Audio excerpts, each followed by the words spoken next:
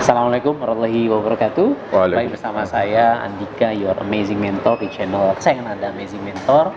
Jangan lupa subscribe, like, comment, and share. Oke, dan hari ini saya terutama ya saya datang berguru nih kepada Doktor Haji Ya, Muhammad Haji. Sofwan Jauhari, LCMAG. Sapa dulu, Ustaz. Assalamualaikum warahmatullahi wabarakatuh. Jadi gini, kita akan membahas tentang apakah MLM itu halal atau haram. Nah, ini penting kita bahas karena saya melihat banyak orang Indonesia sekitar 16 jutaan Ustaz ya. Mungkin 16 sampai 20 juta bahkan itu 16 sampai 20 juta bahkan itu mereka tergabung di bisnis network marketing, dan mungkin sebagian besar muslim karena Indonesia muslim, dan penting harus tahu MLM itu halal atau haram, jangan sampai duit haram ternyata kan gitu. Nah, ladies and gentlemen guys, kita sekarang kedatangan seorang Pak Dr. Sofwan Jauhari. Saya mendatangi beliau sih. Disertasi beliau ini tentang fatwa ulama Indonesia dan Timur Tengah mengenai multilevel marketing. Jadi ini disertasi doktor S3. Ya. S3 di UIN Jakarta. Di UIN Jakarta. Kenapa Pak Ustadz, saya panggil Ustadz aja ya. Kenapa Ustadz antum ngambil judul ini gitu? Oh gitu ya. Baik. Bismillahirrahmanirrahim. Jadi saya tertarik untuk menulis tentang multilevel marketing karena saya melihat ini ada sesuatu yang kosong. Jadi perlu diketahui Berarti belum ada yang ngebahas gitu. belum banyak yang membahas. Karena gini, kalau yang membahas tentang perbankan syariah udah banyak. Ya. Yang membahas tentang asuransi syariah sudah banyak. Tentang pasar modal syariah sudah ada. Yes. Tapi kalau tentang multilevel marketing syariah ini hampir tidak ada. Padahal banyak. Padahal ya perusahaannya di Indonesia ada sekitar 84 ya, yang resmi ya. Resmi ya. Yang nggak resmi kabarnya sekitar 400. Di Malaysia saya dengar malah 1000-an lebih. 1000 lebih ya. Oke. Nah, kalau bicara tentang hukum multilevel marketing atau MLM, jadi ada kaidah yang perlu diketahui semua bahwa al-aslu fil muamalat al-ibahah hatta yadulla dalilun ala tahrimiha. Pada dasarnya transaksi muamalat itu adalah halal sampai ada dalil yang mengharamkan. Oke. Jadi jangan disamakan antara konsep fikih muamalat dengan konsep fikih ibadah. Oke, Fikih. muamalat itu hubungan sama manusia, dagang gitu. Seputar bisnis, ekonomi, dan keuangan. Kalau fikih ibadah itu menyangkut rukun Islam kecuali syahadat. Oke. Kalau syahadat nanti pembahasan di bab akidah. Ya. Jadi contohnya gini, kalau masalah ibadah, kaidahnya kan sebaliknya, al-aslu fil ibadat al-hadur. Prinsipnya ibadah itu kita nggak boleh, kecuali ada contoh. Kalau saya misalnya mau merutinkan sholat setiap jam 5 sore misalnya, setelah sholat asar, nggak boleh. Kenapa? Karena nggak ada dalil yang menyuruh. Terus gimana? Ya udah jangan jalanin. Kecuali kalau sholat jenazah itu rutin itu ya. Bukan rutin, itu namanya sholat jenazah. Atau misalnya saya mau puasa setiap hari Rabu misalnya. Kenapa hari Rabu? Itu hari baik saya misalnya. Itu nggak boleh, nggak ada perintah. Terus gimana? Ya tinggalin.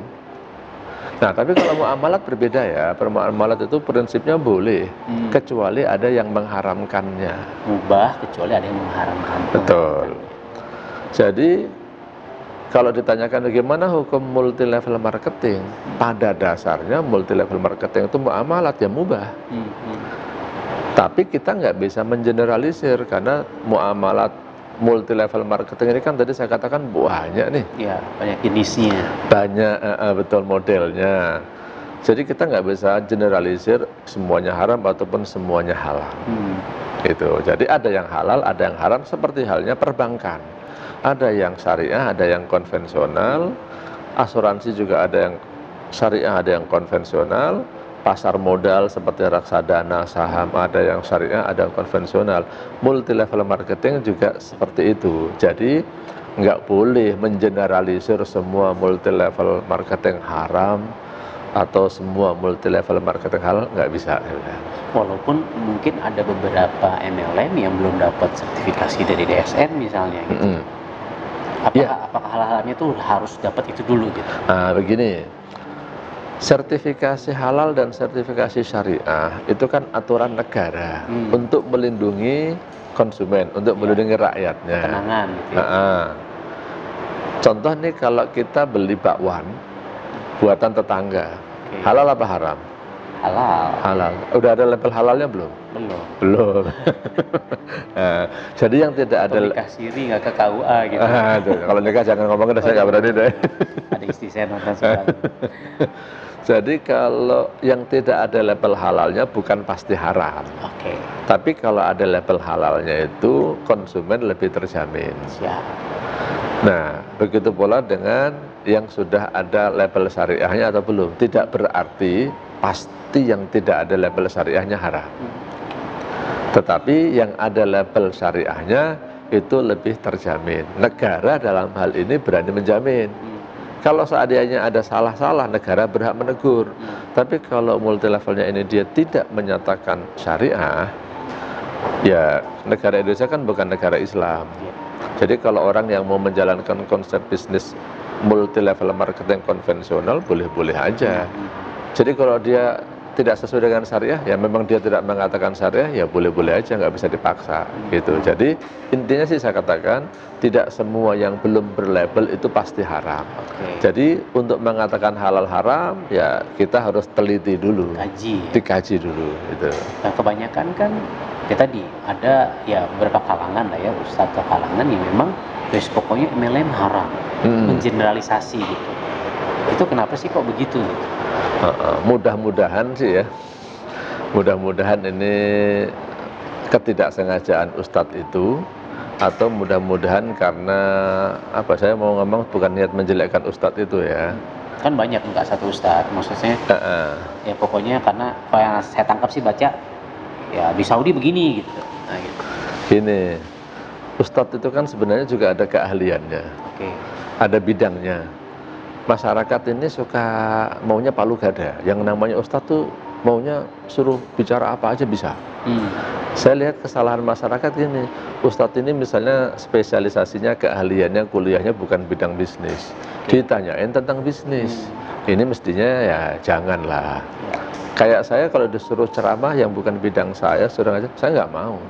Saya kalau mau ngajar tuh, kalau di kampus ya maunya ngajar, ya ngajar seputar fikih aja. Karena keahlian saya fikih. Nah, saya lihat banyak ini ustadz yang bidang keahliannya bukan masalah fikih. Dia kalau ceramah, dakwah boleh lah. Tapi kalau udah bicara hukum, harusnya ya menyadarilah, koreksi saya ini ahli nggak dalam bidang ini. Kalau nggak, ya jangan. Sebab ada yang punya bahasa lain. Dulu ada mantan rektor UIN itu menyebutnya ini pelacuran intelektual. Gimana tuh Ustaz? Benar, bahas pelacuran. Pelacuran intelektual itu orang yang ngomong bukan pada bidangnya, sehingga ya salah. Mungkin kalau Pak Andika ini kan dokter ya. Nah, bukan bidang saya juga itu. Oh gitu ya. jangan sampai terjadi malpraktek. Itu jadi praktek-praktek yang nggak resmi itu mungkin itu. Ya. Itulah kira-kira. Jadi serahkanlah sebuah urusan ke ahlinya. Betul. Karena kalau enggak ya tinggal tunggu aja kesalahan-kesalahan. Betul. Kalau bahasa hadisnya kan idza wusidal amru ila ghairi ahlihi fantadiris sa'a. Kalau sesuatu diserahkan bukan pada bidangnya, ya tunggu kehancuran kiamat. Nah, saya juga melalui rekaman ini saya berharap para ustadz yang tidak ngerti tentang bisnis syariah, ya janganlah ngomong tentang bisnis syariah, ngomong tentang lain aja sesuai keahliannya, supaya tidak membingungkan masyarakat. Tetapi saya berharap, saya doakan mudah-mudahan kesalahan ustadz berbicara, ya namanya manusia memang tidak ada yang sempurna, mungkin salah berpendapat, ya mudah-mudahan itu diampuni oleh Allah lah. Tapi untuk berikutnya sih saya mensarankan jangan berbicara yang tidak kita ketahui. Gitu. Nah, jadi sedikit tadi kan Ustadz bilang bahwa ya muamalah itu adalah mubah, boleh. Ketika ternyata ada yang memfatwakan halal atau haram, istilah katanya kita harus cari kenapa ini jadi haram, kenapa jadi halal, sehingga kontekstualnya di Indonesia seperti apa. Nah, kenapa akhirnya ada MLM yang halal atau yang haram, itu poin-poin itu seperti apa? Nah, ini tadi bicara tentang disertasi saya, ini kan judulnya tentang fatwa ya. Masyarakat harus tahu bahwa fatwa itu adalah jawaban atas suatu pertanyaan. Jawaban atas sebuah pertanyaan. Yang mana pertanyaan itu didasarkan pada kasus yang terjadi. Ya. Sehingga fatwa yang di Saudi itu kan berdasarkan kasus yang terjadi di Saudi. Oke. Fatwa yang di Indonesia itu ya terjadi kasus di Indonesia. Betul. Fatwa itu bukan sama dengan syariat Islam itu sendiri. Oke. Kalau syariat itu kan ajaran-ajaran dari Islam, di Quran dan hadis. Tapi kalau fatwa itu jawaban atas pertanyaan. Jawaban pertanyaan. Okay. Nah, jadi jawaban pertanyaan-pertanyaan di Saudi tentang multi level marketing itu didasarkan pada kasus multi level yang ada di Saudi. Kalau yang di Indonesia, ya di Indonesia. Nah, persepsi orang tentang multi level marketing di Saudi dengan di Indonesia juga tidak sama ternyata. Nah, contoh kasusnya memang ulama-ulama Timur Tengah banyak yang mengharamkan. Tapi jelas di dalam fatwa itu disebutkan kasusnya. PT-nya misalnya disebutkan ada bisnis, ada hibatul jaziroh misalnya. Nah, perusahaan-perusahaan ini kalau di Indonesia, menurut aturan Indonesia, ini tidak dikategorikan sebagai multi level marketing loh. Money game. Nah, tapi ulama di sana memang menganggap money game, skema piramida, dan multi level marketing itu masih dianggap sesuatu hal yang sama. Karena belum ada aturan yang membedakan. Oke. Sehingga fatwa yang di sana benar nggak salah untuk kasus multi level marketing yang di sana. Nah, di Indonesia kita sudah ada fatwa yang diterbitkan oleh Dewan Syariah Nasional, fatwa nomor 75, yang disebut PLBS, penjualan langsung berjenjang syariah. PLBS, penjualan langsung berjenjang syariah. Ya. Dan istilahnya kan lembaga tertinggi yang kita kan taat ulil amri, soal fatwa kan DSN MUI artinya kan. Betul. Lembaga fatwa yang diakui oleh negara itu kan dari MUI. Ya. Nah, MUI itu punya dua lembaga fatwa, satu komisi fatwa, satu Dewan Syariah Nasional. Untuk fatwa-fatwa yang terkait masalah bisnis dan keuangan, sejak dibentuknya DSN atau Dewan Syariah Nasional, maka semuanya diterbitkan oleh DSN. Nah, komisi fatwa nanti berfatwa tentang masalah-masalah lain, masalah akidah, nah itu di komisi fatwa. Memang komisi fatwa pernah memutuskan tentang bunga bank, itu sebelum dibentuknya DSN kan. Nah, tapi sekarang ini semua fatwa terkait bisnis dan keuangan itu DSN. Dan ini sesuatu yang menarik ini ya, bahwa fatwa DSN itu kebanyakan menjadi hukum positif. Artinya hukum yang diberlakukan di negara. Oke.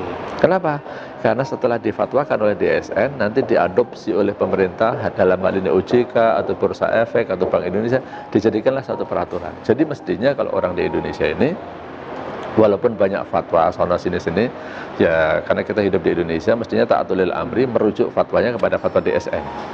Yang mana DSN telah menjelaskan multi level marketing yang syariah itu ada, tapi harus mengikuti syarat dan ketentuan yang ada di dalam fatwa tersebut supaya halal. Karena nggak bisa disamakan kita di kan habis sholat asar nggak ada sholat sunnah yang rutin gitu kan. Ya sudah ya jangan lakukan kalau itu gitu. Betul. Nah, tapi kalau di Saudi atau di beberapa negara yang pelajari di Yaman, di Qatar gitu kan, dan di destinasi antum, ya kenapa mereka haram? Karena konsepnya adalah mubah awalnya, kita pelajari jangan sampai pada bisnis yang sama, jangan sampai jatuh ke haram gitu. Ya, jangan mengikuti pola multi level marketing yang di sono itu kan. Ikuti pola multi level marketing yang ditentukan syarat dan ketentuannya oleh DSN. Ini kalau kita mau di Indonesia supaya halal. Sebelum kita bahas ke poin-poin tersebut, Ustaz, kan dulu zaman Rasulullah nggak ada MLM, bid'ah ini gimana sih? Bagus. Ini saya mau keluarin sesuatu ini. Dari tadi belum keluar. Ini namanya apa ini? Fulus. Duit. Yang kata orang bil fulus mulus, mafi fulus mampus gitu. Kalau ada fulus urusannya bisa mulus, nggak ada fulus mampus. Maaf itu canda aja ya. Jadi ini uang rupiah. Iya. Zaman Rasulullah udah ada belum? Belum ada. Belum ada. Kalau gitu kita transaksi pakai rupiah gimana? Bid'ah dong. Bukan bid'ah, udah lebih ibadah ya katanya. Nggak ada tuntunannya. Gitu. Makanya kita harus bedakan urusan fikih muamalat dengan fikih ibadah. Kalau fikih muamalat ya, jangan bilang sedikit-sedikit nggak ada di zaman Nabi, jangan ada, salah itu. Kita harus berbisnis yang inovatif dan kreatif, menciptakan bisnis-bisnis yang baru sesuai dengan tuntutan zaman.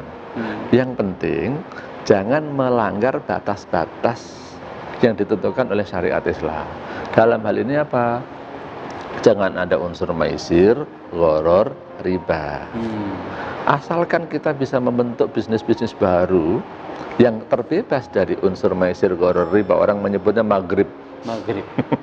Coba sedikit dijelaskan biar viewers kita tahu maisir itu apa. Maghrib artinya satu maisir. Maisir itu judi. Judi ya. Ini kalau dibahas judi panjang nih. Tapi ciri-cirinya judi itu gini biasanya. Transaksinya belum jelas, hasilnya belum jelas. Kalau saya bayar, ini dapat apa nih? Tergantung nasib. Untung-untungan. Yang kedua, kalau ada yang untung maka ada yang rugi. Kalau ada yang untung ada yang rugi. Dari orang bertransaksi itu jadinya judi. Yang kedua, gharar. Gharar tuh nggak jelas atau nipu. Ya kalau nipu udah jelas nggak boleh lah. Kalau gharar tuh makna keduanya kan tadi saya katakan tidak jelas. Misalnya nih, antum bilang ini lagi naik mobil berdua, antum bilang ke saya, ada uang recehan nggak? Saya bilang ada. Kemudian saya keluarkanlah uang recehan, saya kasih 2.000 misalnya. Nah 2.000 ini ketika saya kasih ke antum nih, antum bilang, ini uang apa ini? Sedekah apa utang? Akadnya nggak jelas nih. Akadnya nggak jelas. Jangan-jangan niat saya ngutangin, antum pahamnya sedekah nih. Besok saya tagih. Ini gharar. Ini gharar. Segitunya ternyata. Betul. Ini haram. Kalau saya kasih contoh lagi, ojek tuh. Ojek. Kadang-kadang nih saya lihat orang naik ojek yang pangkalan ya. Pak ojek Pak, anterin saya ke sono. Naik aja dia. Sampai sono dikasih duit misalnya 10.000. Tukang ojeknya nggak mau. Maunya 20.000. Loh, kaget. Enggak, saya biasanya 10.000. Tukang ojek, enggak, saya biasanya 20.000 nih. Akhirnya gimana? Wah, akhirnya mungkin si penumpangnya, yaudah kalau nggak mau balikin lagi ke sana. Rugi 2 kali ya. Nah ini kesalahannya adalah gharar, itu akadnya nggak jelas. Di awal nggak ada akad. Betul. Pak, anterin saya ke sono, bayar berapa, harusnya ada itu. Yang satu lagi adalah riba. Nah riba ini masalah yang paling rumit ini, artinya perlu penjelasan yang panjang. Banyak masyarakat salah memahami riba itu artinya tambahan. Setiap tambahan riba. Saya katakan riba itu adalah tambahan yang tidak dibenarkan oleh syariat. Tambahan yang tidak dibenarkan oleh syariat.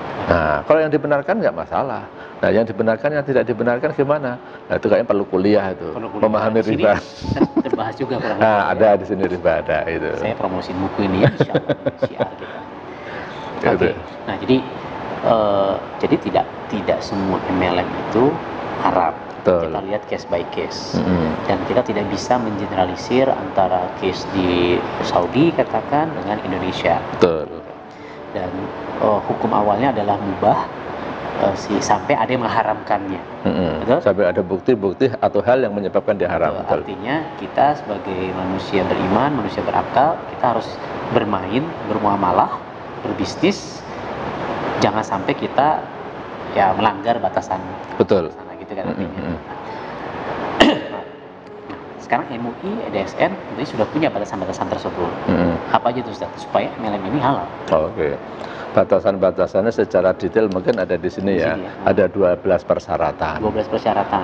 Saya mungkin nggak bisa bahas semuanya, tapi sebagian. Contohnya gini, yang namanya multi level marketing itu harus ada produknya. Harus ada produknya. Kalau nggak ada produk ya, ini mau apa nih kalau nggak ada produk nih? Betul. Yang kedua, produk itu malah ke money game tadi. Money game nanti. Yang kedua, produk yang dijual itu harus produk yang halal. Nah, kemudian misalnya lagi tidak boleh ada praktek money game. Tidak boleh ada praktek money game. Cuma dari lubang tutup lubang tanpa ada produk gitu ya. Betul. Tidak boleh ada excessive markup. Excessive markup. Jadi menaikkan harga yang berlebihan. Jadi ini dalamnya ada, ini aturan buat perusahaan nih. Perusahaan ketika menjual barang itu harus dijual dengan harga yang wajar. Nah, kesalahan masyarakat memahami excessive markup adalah dia membandingkan satu produk tapi dengan produk lain yang tidak selevelnya. Apple to apple. Nah, nggak apple to apple. Ini mahal nih dibandingkan ini. Nah, kualitasnya nggak sama, ya itu jangan. Nah, jadi cari barang yang sejenis lah. Kemudian tidak melakukan praktek money game. Money game itu sebenarnya adalah bahasa lain daripada maisir, judi. Maisir, judi tadi ya. Tidak. Yang duluan paling untung ya itu. Betul. Yang di depan pasti untung itu ciri-ciri money game itu. Kemudian satu lagi yang diantaranya adalah tidak boleh melakukan igro. Igro apa nih, Ustaz? Igro itu kalau bahasa sederhananya tidak boleh melakukan rayuan gombal. Rayuan gombal. Ya.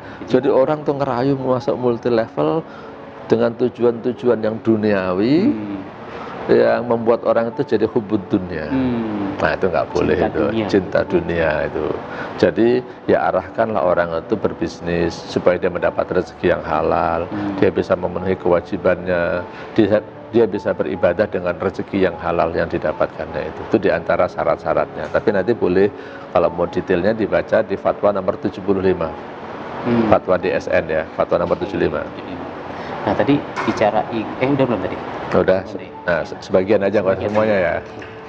Nanti kita bahas yang sering dibahas di lapangan sebenarnya apa. Nah tadi sebelum kita bahas yang seru-serunya igro tadi. Nah kan ada perusahaan-perusahaan MLM yang mungkin ya mobil mewah, kapal lah, dapat pesawat lah apa. Itu gimana itu kalau gitu? Nah ini dikhawatirkan masuk ke dalam bab igro memang.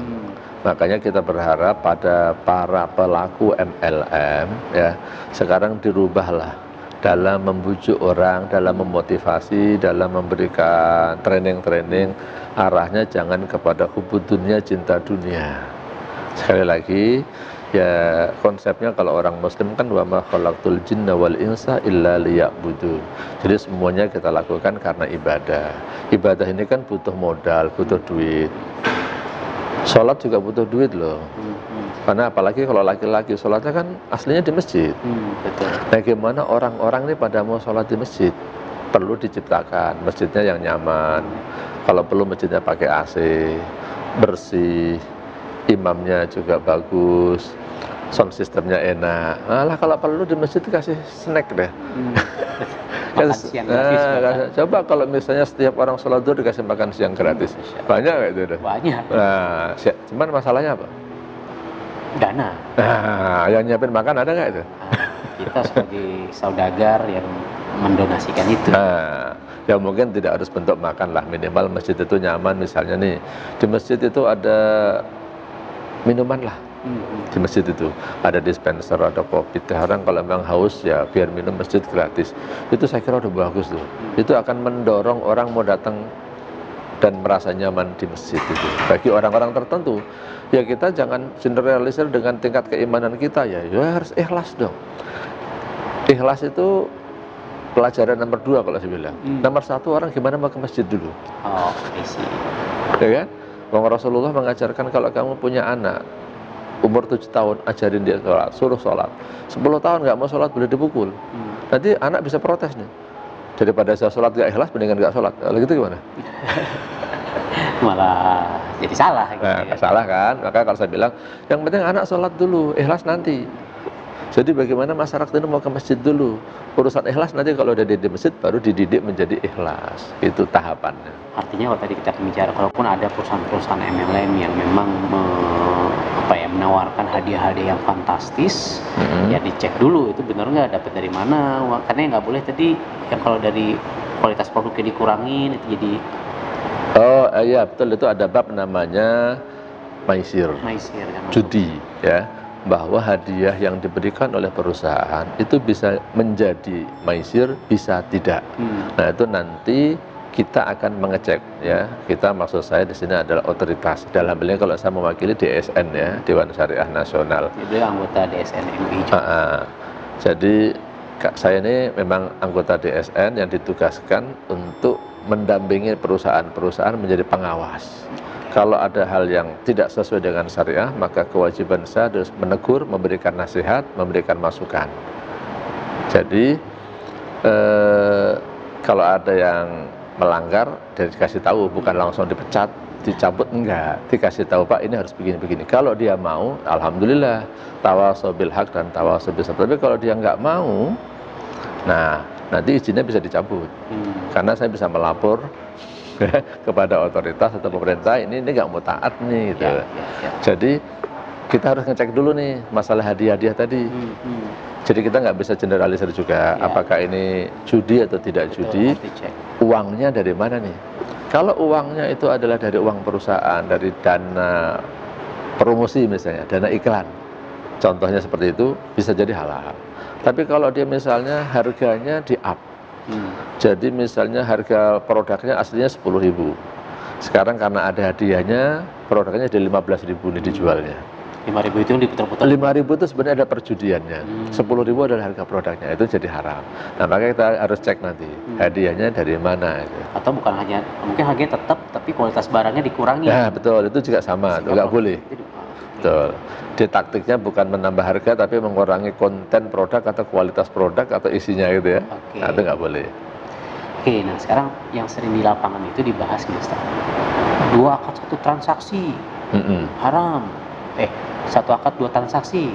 Itu gimana Ustaz? Nah, itu kan banyak yang Jadi masyarakat, alhamdulillah saya katakan dari satu sisi ada kesadaran tinggi untuk taat pada syariat. Tapi sayangnya mereka ini belajarnya nggak dalam. 2 akad dalam 1 akad tuh yang dimaksud apa nih? Suka pada menafsirkan masing-masing. Nah, saya mau kasih contoh. Kalau saya punya anak, saya masukin ke pesantren. Setiap bulan saya disuruh bayar SPP 2 juta. Dapat uang dapat makan, dapat tempat tinggal, dan dapat pendidikan. Ini 2 juta yang saya bayarkan ini akadnya apa ini? Uang infak atau apa? Kalau dianalisis secara fikih, dia itu ada satu namanya jual beli. Karena kan dikasih makan. Jadi itu uang makan tuh. Yang kedua, mungkin ada yang namanya ijarah. Karena dia tinggal di pesantren, ada listrik, ada tempat tinggal, ini harus dibayar nih. Ini ijarah. Mungkin juga ada infak. Saya kalau untuk pendidikannya saya anggap infak lah, bukan ijarah lah. Karena kalau pendidikan agama khususnya kalau dianggap ijarah kayak kurang etis. Jual beli agama. Iya, kayak jual beli agama atau jual pendidikan agama. Saya menganggap di sini minimal ada 3 nih. Contohnya tadi, satu adalah ada jual beli, ada ijarah. Ijarah itu apa sih? Ijarah itu jasa. Jasa penggunaan listrik, jasa penggunaan kamar. Ada infak. Apakah ini kita sebut multi transaksi? Multi akad itu ya. Belum lagi uang bangunan itu masuknya. Lagi orang masuk uang bangunan juga. Nanti ada uang wakaf, ada uang seragam. Seragam jual beli.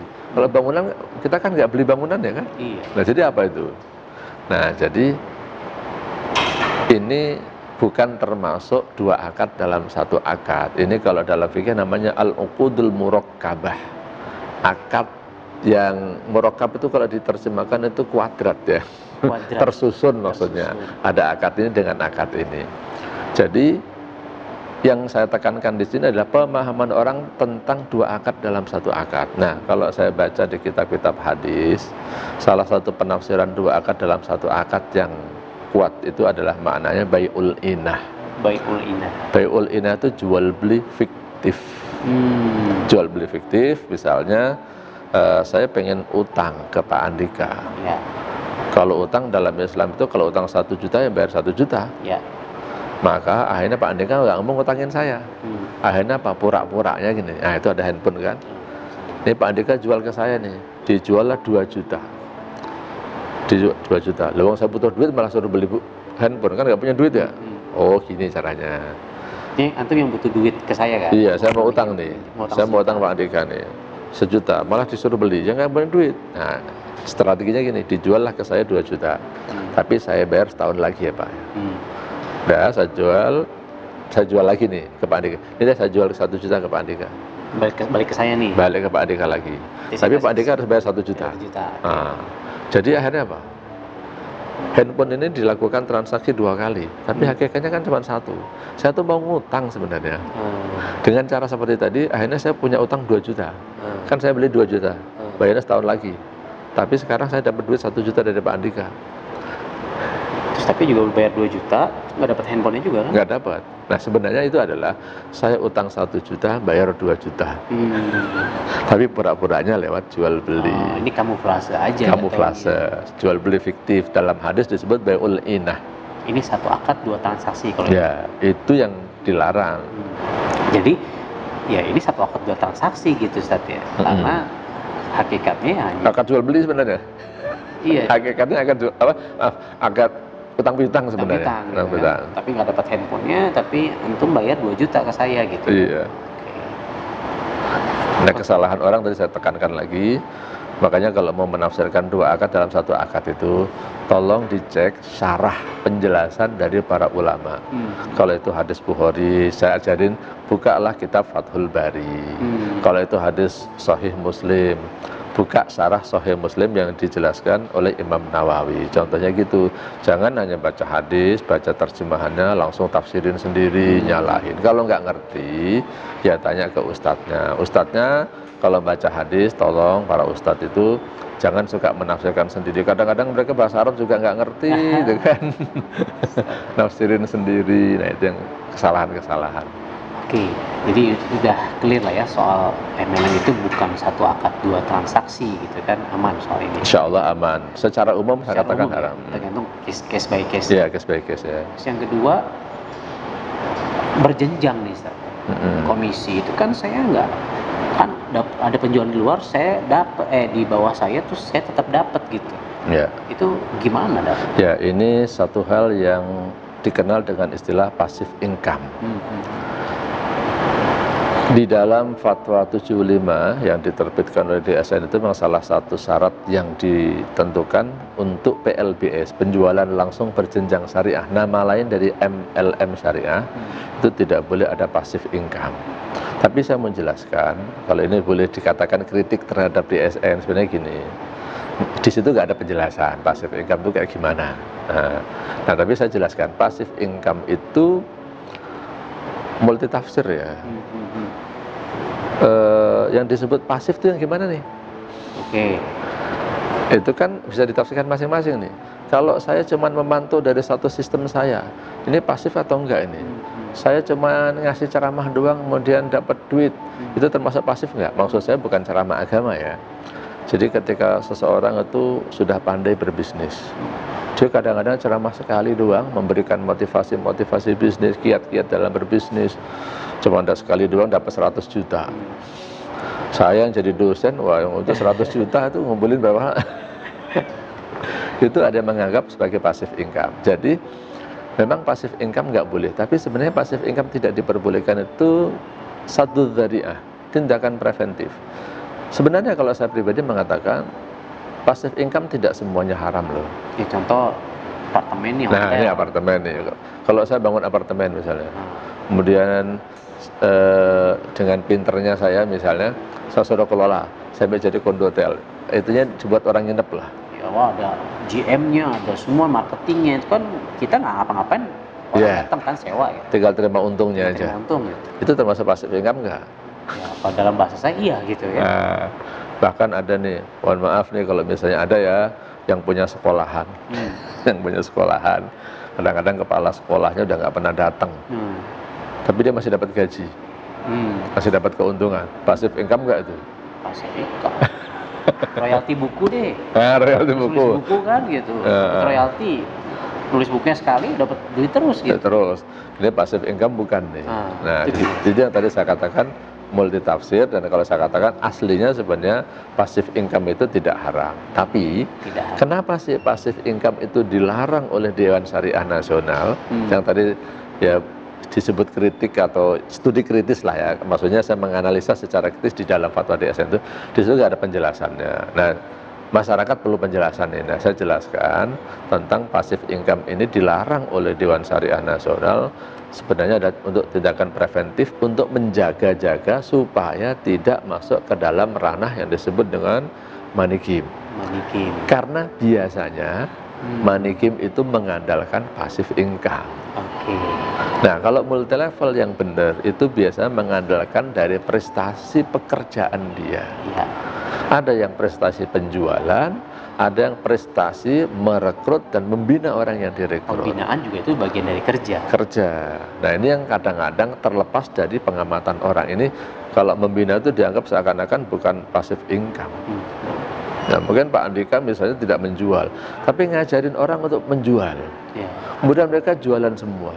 Itu termasuk jerih payah Pak Andika bukan? Oh iya, ini bikin video YouTube gini kan subuh-subuh ya kan, jam 7 kita ini udah meeting syuting ini. Berangkat dari rumah subuh, persiapan dari malam ya. Kan, Itu kan juga jerih payah. Mungkin ini tidak menjual secara langsung, tapi kan ini upaya dalam rangka bisa menjual kan. Nah ini yang orang menganggap kadang-kadang ini mah bukan kerja katanya. Itu. Padahal kerja keras gitu. Kerja keras. Lu jadi YouTuber gitu. Oh, jadi ya poinnya sebenarnya tadi kan preventif, passive income itu sebenarnya tidak haram. Tapi kenapa keluar fatwa itu? Karena ini preventif supaya tidak jatuh ke money game. Karena yang haram itu money game.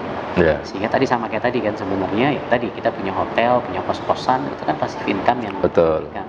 Franchise, ya kan, royalti buku.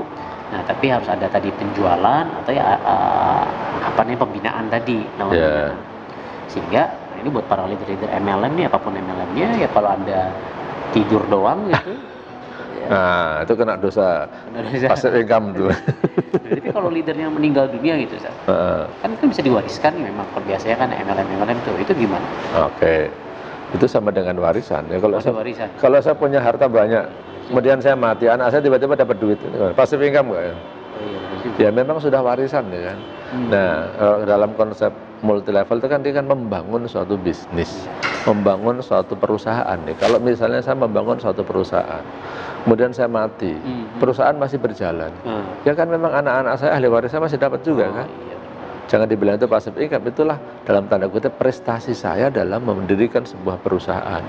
Yang namanya prestasi itu tidak harus kerja keras, tapi kadang-kadang kerja cerdas. Cakep. Iya. Dan karena banyak orang yang tidak melihat proses kita membangun apartemen ini, tapi udah jadi, wah enak banget loh, ongkang-ongkang kaki dapat duit gitu. Nah kan, iya, kadang-kadang orang gitu, lihat sudah jadinya, nggak lihat prosesnya kan. Iya, oke. Jadi coba saya simpulkan ya Ustaz. Jadi sebenarnya ya MLM itu bisa halal bisa haram. Betul. Tergantung ya kan. Tapi karena kita hidup di Indonesia, kita lihat case by case, jangan mengeneralisasi. Karena hukum awalnya mubah tadi Ustaz. Betul. Mubah. Sampai ada yang mengharamkan atau yang memang berbahaya, kita jangan sampai ke sana, cari cara main yang aman seperti apa. Betul. Detailnya di sini 12 poin dari MUI ya, fatwa nomor 75 ya. 75. Terus tadi sudah clear bahwa biasanya yang di luaran sana itu yang paling banyak sih satu akad 2 transaksi itu aman, artinya sebenarnya tidak termasuk ke dalam definisi itu. Terus tadi multi layer juga sebenarnya berjenjang ya. Kalau yang saya tangkap itu aman karena kan terserah perusahaan kan sebenarnya. Iya, jerih payah itu sistem kan sebenarnya kan. Sistem. You jual produk, ya terserah saya mau bagi komisinya ke perusahaan gitu ya. Betul. Kalau namanya ujroh, upah ataupun jual, ujroh dengan jual itu sama-sama upah ya. Tapi kalau ujroh itu adalah ujroh yang didasarkan pada orientasi pekerjaan atau prosesnya.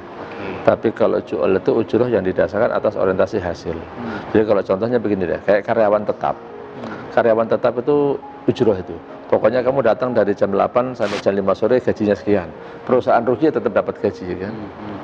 Tapi ada konsultan atau freelance yang datang nggak apa-apa.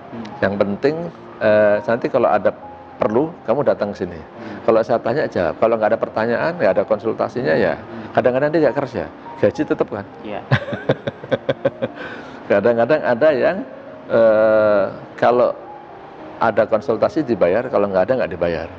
Nah itu kan sebenarnya tergantung pada kebutuhan orang masing-masing, mau pakai ijarah atau mau pakai jual. Kalau jual itu sih kalau zaman dulu di kitab-kitab fikih, contohnya gini nih, saya punya sapi hilang. Siapa yang bisa menemukan sapi saya, nanti akan saya kasih hadiah misalnya 5 juta. Sayembara, betul. Ada orang yang dia capek-capek nyari sapi itu di mana? Keluar duit tuh, keluar duit. Sewa mobil, ya kan? Sewa detektif misalnya. Mungkin udah 3 hari sampai 7 hari nggak ketemu sapinya, ya nggak dapat. Tapi ada orang misalnya bangun tidur, tahu-tahu sapinya nongkrong di depan rumah dia, dipegang lah, kasihkan ke yang punya, dapat tuh 5 juta. Padahal usahanya nggak sebesar yang tadi sampai sewa mobil dan seterusnya. Nah, orang pertama nggak dapat apa-apa, udah kerja kan? Udah. Yang kedua kerjanya dikit tapi dapatnya banyak. Nah ini namanya jual nih, akadnya namanya jualah. Nah ini yang orang suka nggak tahu tentang jualah. Makanya nanti saya sarankan buat para pelaku multi level belajar tuh tentang jualah. Bisa jualah, bisa jialah ya. Jadi artinya dalam kitab fikih kadang-kadang disebut dengan jualah atau jialah. Itu di fikih. Oke, jadi ya intinya aman. Insya Allah aman. Ya. Karena yang saya pahami juga, karena kan saya ini sudah konsul lah ke banyak ustadz gitu ya. Salah satu kenapa saya akhirnya bikin video sama ustadz, maksudnya saya konsul banyak dengan ahli ekonomi syariah. Yang saya senang adalah ustadz memang secara ilmiah meneliti sehingga bisa dipertanggungjawabkan juga secara ilmiah kan. Insya Allah begitu. Bukan hanya ikut-ikutan. Oh kata ustadz ini haram, ini halal gitu. Karena untuk jadi disertasi dokter untuk dikatakan lulus tuh ujiannya 7 kali itu. Waduh, kebayang saya skripsi aja pusing tat gitu. 7 kali ujian itu di hadapan 6 profesor. Ujian terakhir tuh 7 ya. 7 penguji itu. Artinya bukan ngecap, bukan faktor subjektivitas saya, tapi ini saya berdasarkan penelitian, melihat pada fakta, melihat kepada dalil, kemudian saya paparkan. Yang kesimpulannya, yang nggak boleh digeneralisir bahwa multi level itu halal atau haram. Masyarakat perlu tahu nih, sekarang ini kan ada bank syariah, ada bank konvensional, ada asuransi syariah, ada asuransi konvensional. Perlu tahu juga nih, ada multi level marketing syariah, ada multi level marketing yang konvensional. Artinya ada yang syariah, ada yang non syariah. Janganlah menyamakan antara yang syariah dengan yang non syariah. Gitu. Alhamdulillah, ini saya buka pas halaman tentang jualah gitu, ijarah jualah. Oh pas ya. Dan menarik, ini setiap halaman itu udah ada diambil dari mana ya, disertasi ya. Ada catatan kakinya harus. Semua lengkap, jadi highly recommended books. Nanti lihat di deskripsi ya belinya di mana gitu saja. Lumayan ya. Nah, kita siarkan dakwah ini. Oke, nah jadi ya intinya aman sih sebenarnya. Insya Allah aman multi levelnya. Kesimpulan Ustaz mungkin buat teman-teman yang lain. Kesimpulan yang pertama, jangan suka mengeneralisir perkara. Jangan suka mengeneralisir hukum. Lihat kasus per kasus. Yang kedua, kalau masalah fatwa, jangan suka mengimpor fatwa mentah-mentah. Karena fatwa itu harus dilihat daripada case-nya. Fatwa yang di Saudi, insya Allah benar di Saudi, tapi belum selamanya itu benar untuk di Indonesia. Memang kebetulan yang dipelajari di sana ya money game gitu kan, ya, kasusnya yang ada money kasusnya game. Money game. Makanya kalau dalam madhab Syafi'i ada qaul qadim, qaul jadid, pendapat lama dan pendapat baru. Jadi pendapat lama itu yang difatwakan di mana, pendapat baru yang difatwakan di mana. Jadi jangan disamakan. Karena kasusnya berbeda. Intinya di sisi kasus yang berbeda. Jadi penekanan saya, tolong para ustadz untuk mengimpor fatwa, ya, jangan mentah-mentah. Untuk menjadi referensi, fatwa itu menjadi referensi, itu satu hal yang sangat positif. Tapi kasusnya harus dilihat. Kasus yang di sana dengan kasus ini sama atau tidak itu. Itu kira-kira pesan penting buat para ustadz gitu malah. Itu kan buat para ustadz. Nah, kalau buat para pelaku network marketernya nih Ustadz, apa pesan Ustadz? Pesan saya, para pelaku bisnis supaya belajar. Belajar tentang fatwa DSN. Supaya saya lampirkan ya di belakangnya, coba pelajari 12 itu ya. Betul, 12 persyaratan. Setelah ini nanti ada tulisannya. Fatwa 75. Nah, khusus untuk MLM yang bergerak di dalam bidang umroh atau jasa, nanti ada fatwa tambahan, fatwa nomor 83. Fatwa 83 itu tambahan. Tetapi saat ini DSN melakukan moratorium. Jadi tidak mensertifikasi MLM di bidang jasa umroh. Tidak mensertifikasi MLM di bidang jasa umroh. Nah, jadi kalau ada orang mengklaim hari ini, ya, ini bulan Juli 2019.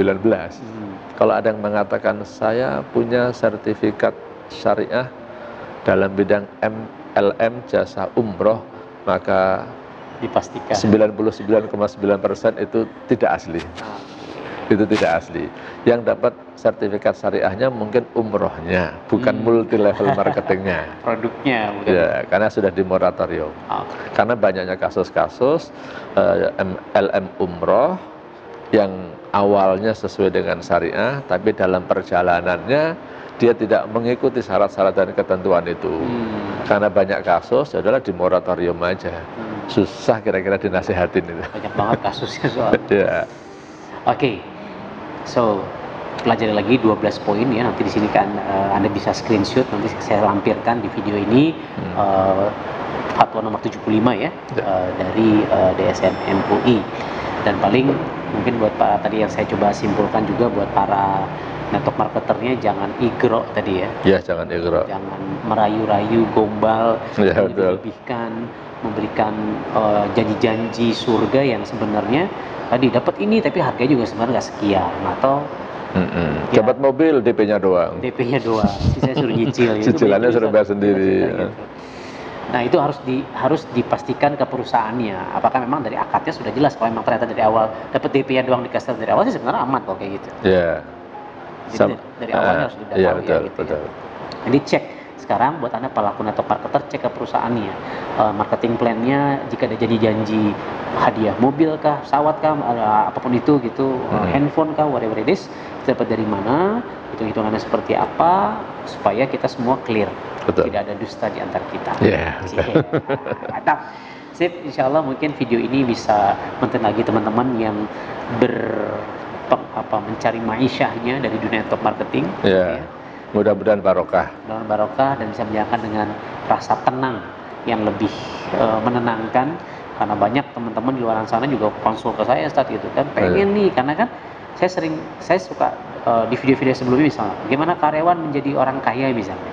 Ya salah satunya selain investasi di situ, salah satunya paling mudah adalah network marketing gitu. Betul, ya. betul. Karena modalnya relatif kecil, ada yang membina, ada yang membantu, ada komunitasnya. Tapi ya tadi mereka banyak bertanya-tanya.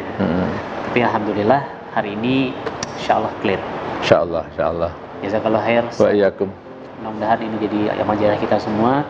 Stay tune terus, saksikan terus video-video saya di channel Amazing Mentor. Viralkan video ini, share supaya banyak teman-teman dapat informasi yang menarik dari ahlinya ahli MLM secara syariah ya, Dr. Haji Muhammad Sofwan Jauhari LC-MAG. LC-nya dari mana, Ustaz? LC dari Libya. Libya, Masya Allah. Saya Andika dan Dr. Sofwan Jauhari. Sofwan Jauhari undur diri. Stay tune terus, subscribe, like, comment, and share. Assalamualaikum warahmatullahi wabarakatuh. Waalaikumsalam warahmatullahi wabarakatuh.